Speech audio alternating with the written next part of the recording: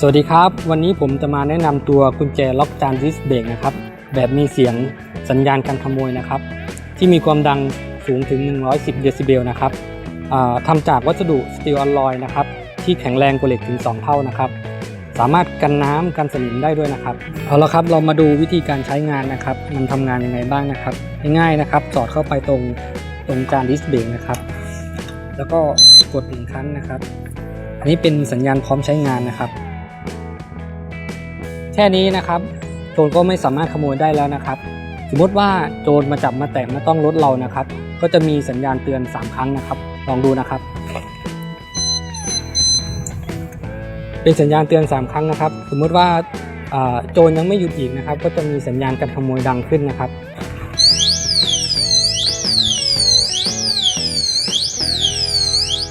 1ชุดประกอบไปด้วยกุญแจ2ดอกตะแกรง6เหลี่ยมสำหรับไขเปลี่ยนถ่านแล้วก็ถ่านสำรอง1ชุดมูลค่า50 บาทวิธีการสั่งซื้อง่ายๆนะครับเพียงพิมพ์คำว่าสนใจใต้วิดีโอนี้ได้เลยนะครับ